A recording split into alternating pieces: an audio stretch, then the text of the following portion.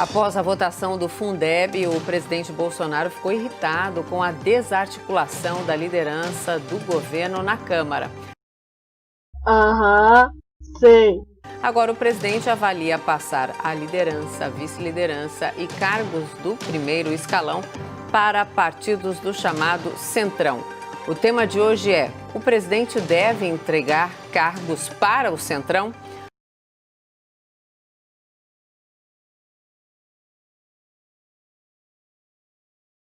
Os nossos debatedores são Bruno Salles, advogado, mestre em Direito Penal. Boa noite, Bruno. Boa noite, Mona Lisa. E Caio Coppola, bacharel em Direito, comentarista político. Boa noite, Caio. Boa noite, Mona Lisa. Boa noite, doutor Bruno. Boa noite, espectador da CNN. Começamos com você, então, Caio. Suas primeiras considerações, por favor. Claro. Bom, os espectadores mais assíduos aqui do Grande Debate, eles sabem da minha militância contra o famigerado presidencialismo de coalizão. Esse é um sistema de governo fadado ao fracasso, porque ele viola o princípio da separação dos poderes. Há séculos, o ideal republicano é que o poder executivo e o poder legislativo atuem como freios e contrapesos um do outro, até para atenuar um pouco o impacto de eventuais desvios e eventuais excessos. É por isso que toda medida provisória deve passar pela Câmara e pelo Senado. E é por isso que existe o veto presidencial aos projetos do Legislativo. Isso para ficar aí só em dois exemplos bem simples de mecanismos legais que buscam equilibrar o processo de criação das normas. Fora que a Constituição Federal, ela também é muito clara. O governo, o Poder Executivo, e o Congresso, o Poder Legislativo, devem ser independentes e harmônicos entre si, não associados e muito menos atuando em conluio. Um governo que se sustenta com base no presidencialismo de coalizão, ele busca a governabilidade por meio da distribuição, legal ou ilegal, de cargos e verbas para parlamentares e seus indicados. Dessa forma, troca-se apoio político por vantagens materiais. Isso corrompe a essência da democracia representativa, que devia ser o voto por convicção e o compromisso com o cidadão eleitor, do qual todo o poder emana, inclusive por força constitucional. Quando os poderes se associam, ao invés de se fiscalizarem, as elites, as oligarquias, elas passam a operar cada vez mais alheias ao interesse público, num ciclo vicioso que necessariamente descamba para projetos criminosos e antidemocráticos de concentração e perpetuação no poder. Olha ele! Por isso que num passado recente, a gente experimentou tanto o aparelhamento do Estado, o inchaço da máquina pública, corrupção em estatais, fraudes financeiras em eleições, favorecimento a empresas apaniguadas. Porque o Congresso, que devia auditar a administração federal com independência, aceitava e até participava do assalto promovido pelo governo aos cofres públicos. No auge do tal presidencialismo de coalizão, o Brasil chegou a ter quase 40 pastas ministeriais, distribuídas aí entre mais de 10 partidos. Tem um dado ano, 7 ministros de Estado foram afastados por suspeitas de envolvimento em escândalos de corrupção. Em outro momento, aí já nos estertores de uma presidente prestes a sofrer impeachment, um ex-presidente criminoso montou num hotel de luxo um balcão de atendimento a deputados e senadores para negociar cargos e verbas em nome de um governo com menos de 10% de apoio popular. Esse fato foi amplamente noticiado pela imprensa, mas sem grandes julgamentos morais. E, acima de tudo, sem qualquer consequência jurídica para as partes envolvidas. Como se isso fizesse parte, sei lá, do folclore nacional, dos usos e costumes do nosso sistema político. Tanto que no governo seguinte, capitaneado por outro ex-presidente réu por corrupção passiva, por lavagem de dinheiro, por organização criminosa, por obstrução de justiça, enfim, esse outro presidente da República autorizou o presidente da Câmara a negociar secretarias e cargos como se fosse o titular da caneta presidencial. E para quê? Para aprovar uma reforma da Previdência que não saiu. Porque nenhum cidadão minimamente informado se sente confortável em fazer concessões para um governo desmoralizado. Menos de 2 anos depois desse fiasco do presidencialismo de coalizão, um novo governo, um ministério mais técnico e livre de escândalos de corrupção na gestão federal, levou centenas de milhares de pessoas às ruas para pressionar os parlamentares a aprovarem a reforma da Previdência. Eu estava lá. E a reforma passou, sem custar ao governo os seus ministérios e as suas secretarias. Então, percebam que é sim possível governar e fazer avançar agendas importantes para o Brasil sem comprar o Congresso Nacional. Basta estar alinhado com os seus eleitores e ser respeitado pela população. Porque os parlamentares amorais são essencialmente covardes. Eles dependem da sua sobrevivência no cargo e se apavoram com pressão popular. Assim como é perfeitamente possível se eleger sem uma campanha milionária, financiada por verba pública. E os fatos que embalaram o início desse novo governo corroboram o que eu estou dizendo, que é muito menos uma opinião e muito mais uma constatação. E ao que parece, ou ao que parecia, a extinção do presidencialismo de coalizão era uma convicção moral, quase um imperativo categórico do presidente da República. Aqui eu vou abrir aspas para o Jair Bolsonaro em entrevista à Rede Bandeirantes. Eu duvido que eu, sentado na cadeira presidencial, vai aparecer o seu Renan Calheiros e falar: eu quero o Banco do Nordeste para mim. Eu duvido que isso venha a acontecer. A forma de fazer política como foi feita até o momento. E toda a imprensa pergunta para mim: como você vai governar sem o toma lá da cá? Eu devolveria a pergunta para vocês. Existe outra forma de governar ou é só essa? Se é só essa, eu estou fora.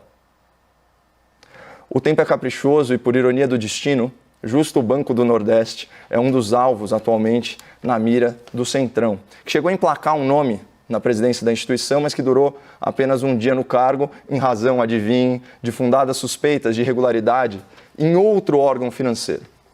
Na verdade, a presença do Centrão no governo Bolsonaro já pode ser traduzida em números. Conforme foi noticiado pela mídia, nomes ligados ao bloco, ao bloco Centrão, já administram 73 bilhões de reais da União. E é uma dinheirama, mas a boa notícia é que isso corresponde a apenas 2% do orçamento federal. E uma notícia melhor ainda é que, finalmente, a imprensa está pegando no pé de um presidente da República por fazer aquilo que os outros governos fizeram em escala muito, mas muito maior, e impunemente. No auge do presidencialismo de coalizão, 30, 40, se bobear, 50% das pastas eram controladas por políticos fisiológicos egressos das furnas do Congresso Nacional. Portanto, críticas construtivas à distribuição de cargos na administração federal, elas são mais que pertinentes, mas é uma desonestidade intelectual não considerar a evolução institucional colocada em prática pelo atual governo, ainda que com ressalvas.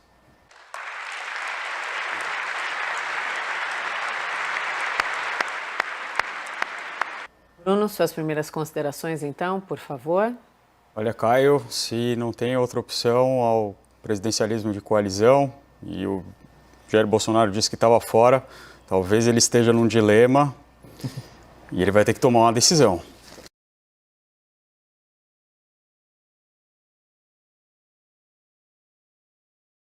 Até agora, Caio, o governo do excelentíssimo senhor presidente da República entregou os seguintes cargos para o Centrão. Em 22 de julho de 2018, no Rio de Janeiro.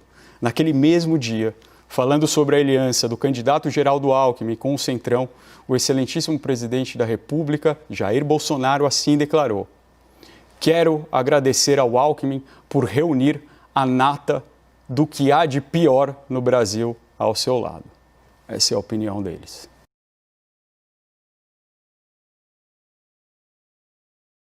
Vamos então ao debate. Bruno e Caio, por favor.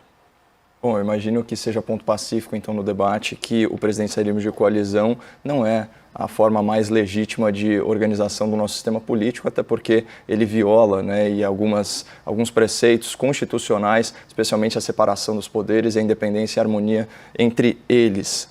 Eu fico muito feliz, aliás, antes de continuar aí a contra-argumentação, só para colocar uma tradução, uma tecla SAP aí para o espectador da CNN, quando o doutor Bruno fala em condenação na ação penal 470, vocês podem entender como mensaleiro, tá? Isso é no coloquial. Eu vejo com bons olhos essa fala do general Heleno, do ministro, agora ministro general Heleno, até por saber que ele é um dos principais conselheiros do presidente da República. E em outras ocasiões, ele já, inclusive, declarou, já se manifestou, ele foi flagrado, numa conversa particular, mas cujo áudio vazou, ele descreveu uma sede insaciável de poder por parte desses políticos fisiológicos aos quais o meu debatedor se referiu, e eu não poderia concordar mais. Talvez por influência de pessoas como o general Heleno, que pensam muito parecido comigo, hoje, no governo federal, o Centrão administra só 2% da verba total do orçamento. Imagina se fosse como era há alguns anos, 30% dessa verba, 30% da verba do orçamento federal é mais de R$1 trilhão. Então é disso que a gente está falando. Eu acho que a crítica ela é muito pertinente e eu corroboro, eu assino embaixo. Essas nomeações, eu acho que não tem necessidade nenhuma. A gente tem um presidente da República, a pesquisa mais recente a qual eu tive acesso, né, produzida aí pela XP, diz que o presidente está com ótimo e bom para 30% do eleitorado e regular para 24%. Então, mais da metade da população, de certa forma, aprova o governo federal. É impossível impedir um presidente nessa situação, nesse cenário. Nós já tivemos presidentes com 1 dígito de aprovação que não foram afastados no processo jurídico-político do impeachment. Então, eu acho que essa cautela excessiva e essas medidas para se proteger no cargo, elas são exageradas, elas são deletérias e permitem justamente o tipo de crítica infundada, né, que eu escancarei para o espectador da CNN. Então, você tem uma massa, seja na mídia, nos influenciadores, na imprensa, o que quer que seja, de gente agora apontando o dedo para o presidente da República, que deu 2% do orçamento federal para o Centrão e que permanecia num silêncio eloquente quando essa verba administrada por políticos fisiológicos extrapolava 1/3 do orçamento. É muita incoerência. 2% do orçamento é um valor vertiginoso. Concordo. Se a gente considerar que o orçamento tem a maior parte dele vinculado a parte disponível, você tirar 2% e dar a aliados, a gente admitindo que isso está sendo dado aos aliados, eu não gosto de pensar que é assim, é um valor vertiginoso. Acertou. Miserável. No entanto, tem um ponto da sua fala que eu discordo. Vamos começar a discordância aqui. Presidencialismo de coalizão e fisiologismo não é exatamente a mesma coisa. Sim. O termo presidencialismo de coalizão, ele foi cunhado em 1998 e ele vai tratar de como funciona o nosso sistema representativo, porque nós temos um sistema político no Brasil com muitos partidos políticos. No último levantamento, nós tínhamos pelo menos 35 partidos políticos e 30 deles com representação no parlamento. É claro que é muito difícil administrar todos esses partidos. Ideologia é aquilo que vai direcionar um governo, concorde com ele ou não. O governo Bolsonaro é um governo extremamente ideológico, concorde com ele ou não. E isso é salutar. O grande problema são as alianças que não são baseadas em ideia, em programas, mas sim diretamente aos cargos. Ao contrário das últimas eleições, em que o presidente Jair Messias Bolsonaro se colocou como um outsider, entrando nas eleições sozinho, praticamente sem apoio de grandes bancadas, nas eleições anteriores sempre existiu grandes blocos programáticos, eminentemente programáticos. O que nós estamos vendo agora é o contrário. O cargo vem antes e depois vem um apoio. Não é o apoio que veio já nas eleições. Isso tem uma cara muito mais forte de loteamento do que se pode dizer dos governos anteriores, dos governos democraticamente eleitos. Caralho! Então, eu acho que sim, há uma grande distinção, há uma grande diferença, e a diferença está justamente aqui. O presidente se colocou em maus lençóis e agora precisa sair deles. E isso faz com que ele tenha que ir para um lugar com o Centrão.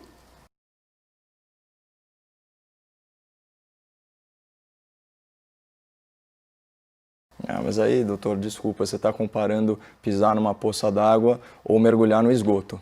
Sabe? São coisas completamente distintas, a gente tem que ser proporcional para fazer uma crítica intelectualmente honesta. Inclusive, nesse sentido, quando a gente fala no orçamento de 2%, que são sim verbas vertiginosas e são montantes aí fora, né, do que é habitual, né, para o nosso cálculo mental, a gente não está falando só de despesas discricionárias. Né? Muito da gestão dessas verbas está ligada a despesas obrigatórias. Mas, enfim, eu não quero diminuir o peso de 2%, mas eu também não vou diminuir o peso de 98% do orçamento, que ainda não está lotado na mão desses políticos fisiológicos e que até anteontem 30%, 40%, como eu disse, até 50%.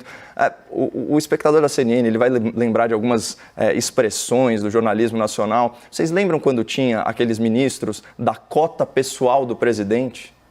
Olha o nível que a gente chegava. Não, esse ministro é imexível, para usar uma expressão consagrada na política nacional. Esse ministro é imexível porque ele está na cota pessoal do presidente. Por que isso? Porque você tinha 40 pastas e o presidente escolhia de verdade 10 ou 15. O resto era indicação política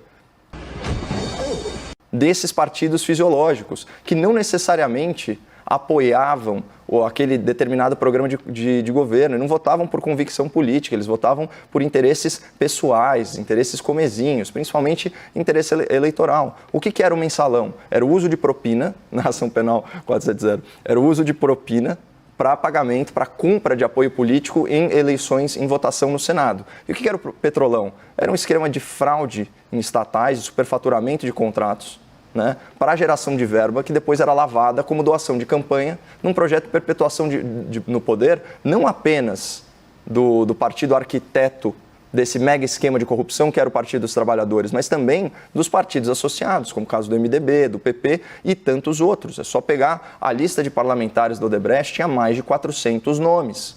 Nomes como Botafogo, olha ele, como amigo do meu pai, por aí vai. Então, assim, é uma miríade, né, de políticos beneficiados por esse esquema. Não dá para comparar o status anterior com o status atual. Esse que é o meu ponto. Embora a crítica seja super pertinente, eu corroboro tudo que você falou no seu argumento inicial sobre essas nomeações, até porque você estava descrevendo fatos, não é nenhuma questão de opinião. Exatamente. Mas, Caio, eu acho que um ponto fundamental aqui é que, antigamente, existia, de fato, um presidencialismo de coalizão. É diferente de hoje. Isso não é um presidencialismo de coalizão. Isso é um puro e mero fisiologismo. Mais uma vez, não é uma aliança programática. Não é uma aliança baseada em interesses comuns, em um plano de governo, em um plano para o Brasil. Nós precisamos entender que existe sim um fisiologismo, mas existe sim aliança democrática que é normal, que é salutar e que não pode ser devastada dessa maneira bastante simplista. Eu acredito piamente que o presidente não tenha que ter nenhum controle, né? Assim que eu festejo um congresso que chie e esperneie como esse, que reforme decretos presidenciais, que deixe caducar ou que altere o conteúdo de medidas provisórias. Lógico, é isso que a gente espera, né? Aliás, eu acho perfeitamente salutar a inexistência de uma base de apoio. A base de apoio pressupõe o quê? O alinhamento incondicional. Não é isso que eu espero do parlamentar brasileiro. Eu quero que ele vote por convicção política. Então a gente está falando aqui a mesmíssima coisa. Eu acho que o Poder Executivo não pode ter ingerência no Poder Legislativo, é isso que preconiza a Constituição. Agora, tem gente que descreve esse modelo pervertido de formação de maioria parlamentar como articulação política. Aí não tem cabimento, né? E eu posso garantir uma coisa, né? Numa empreitada em que o governo e o legislativo são sócios, o povo é freguês. E isso na pior acepção da palavra. Sim, não tem como. Eles começam a operar em conluio, porque não existe controle democrático entre as instituições. É isso que a gente tem que evitar. Por isso que, apesar de todas as críticas, eu prefiro que essa seja uma situação em 2% do orçamento, ao invés daqueles montantes percentuais aos quais eu já me referi. Debatedores, vamos então para os argumentos finais. Começamos com você, Bruno, por favor. Vamos lá. De fato, Caio, isso eu concordo. O que está acontecendo realmente não é uma articulação política democrática. Isso quem diz são os próprios ex-aliados do presidente da República. Talvez, se o Jair Bolsonaro não criasse tantos atritos, se seus filhos não criassem tantos atritos, nós não tivéssemos que chegar a esse estado fisiológico novamente. Mas aí talvez ele também não fosse o presidente Jair Bolsonaro. Caio, seus argumentos finais, por favor.